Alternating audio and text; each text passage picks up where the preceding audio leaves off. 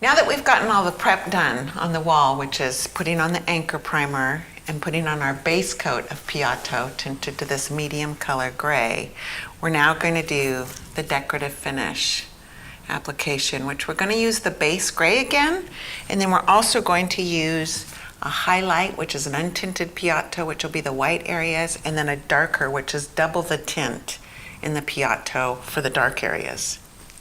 So getting the hawks ready, the nice thing about having these hawks that sit on the scaffolding is that I've got my dark and my light area. And again, here's the Bondo blade, which is my favorite tool. Cut it in half, because you can cut them into little tiny pieces to get between windows and corners, or you can just have small pieces to just spread out your product and keep it manageable on your hawk.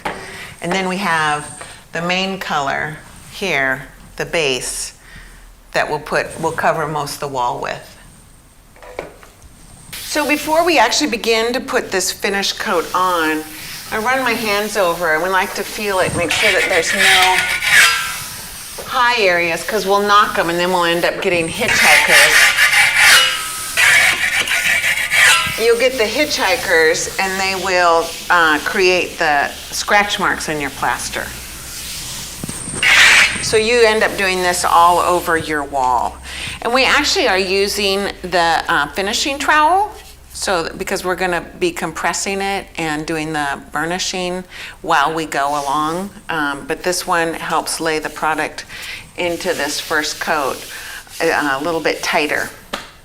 What I usually do with my trowel is, when we're starting on the edges, is you can really use the nose of your trowel to get into these areas.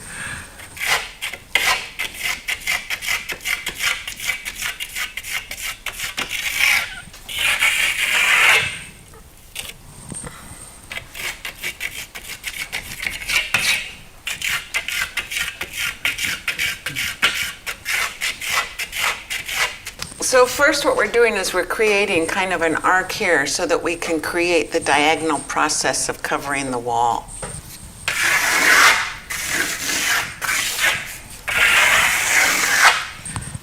In this application, we're going to leave some small pocs. I'll probably have them a little bit more compositionally along the edges and kind of coming in, because up at the top, what we're going to do is we're going to add a little bit more of the dark, which would be sort of a natural patina that would happen. You'd get a little bit more aging along the top and along the bottom.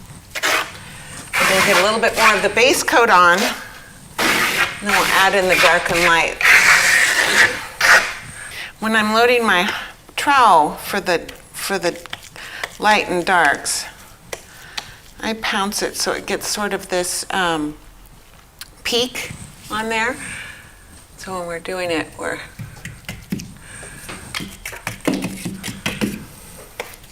able to have it be a little bit more organic rather than solid coverage.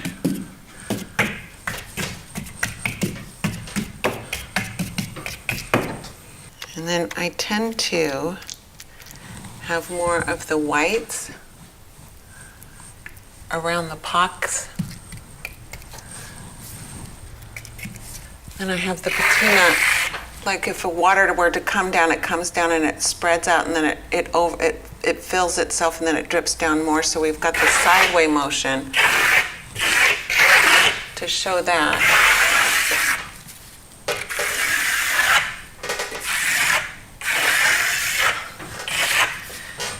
And then we do the final pull down. It has more of it.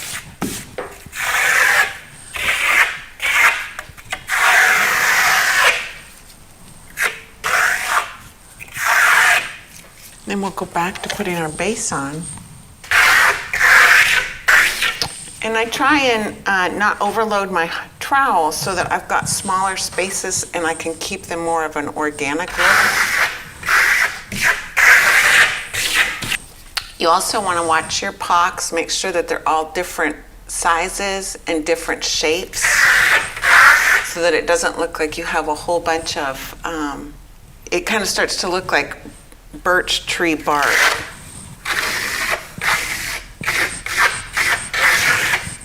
I'm going to come back with our lights and darks.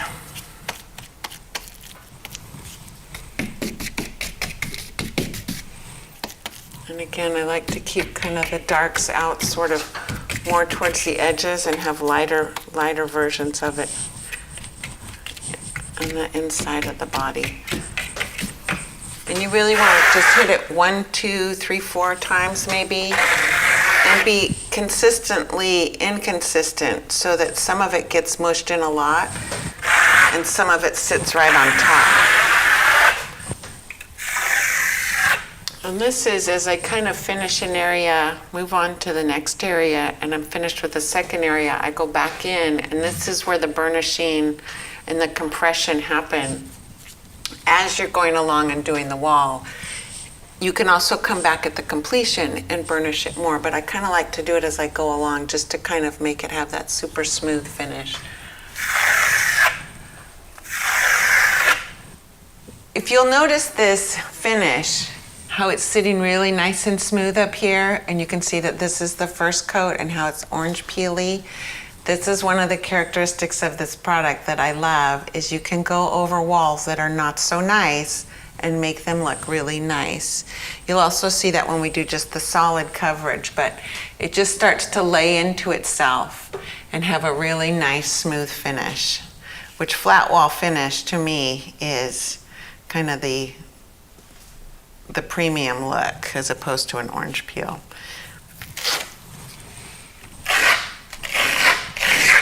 So then, it's always important as well to, if you can get off your scaffolding, to kind of get 4 feet back and look at it and see how your flow of your lights and darks are going.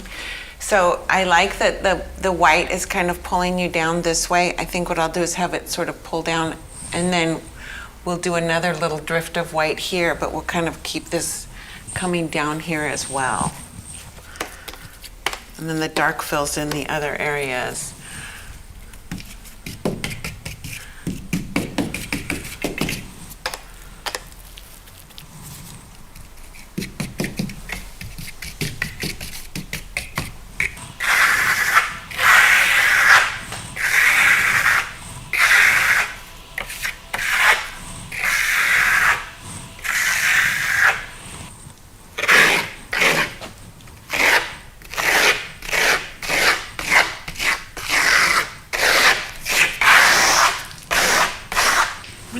On this the base color again, you want to kind of keep it thick and thin and have it be, generously applied so that the light and the dark have something to mush into.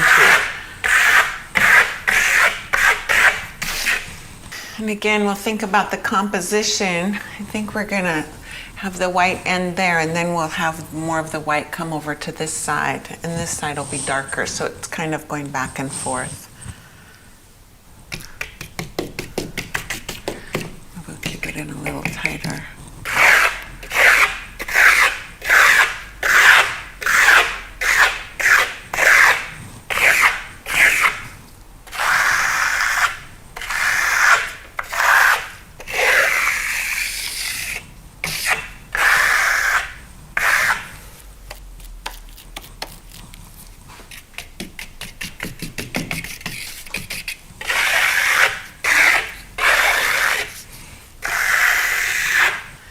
So then we finished our little 2 sections, so we're going to go back and burnish.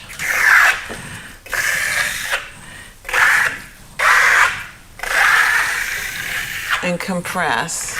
Again, if the product starts to move, it might be might not be set up enough.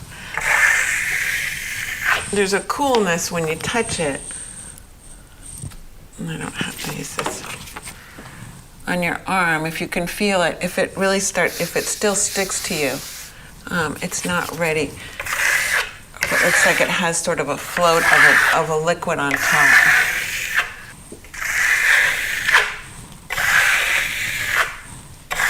So you're putting a fair bit of pressure on it after your trowel lands, just to compress it. I tend to not be one who likes chatter marks, which are what happens when your trowel is hitting high points. So I try and compress those out.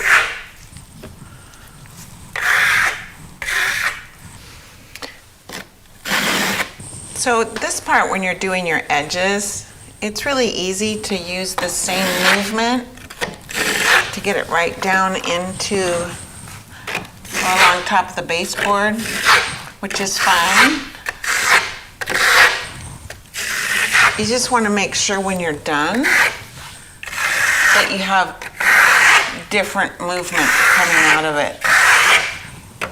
Otherwise, you can end up with the base and your top just looking like it's got straight lines coming out of it. We'll start to compress it and burnish it.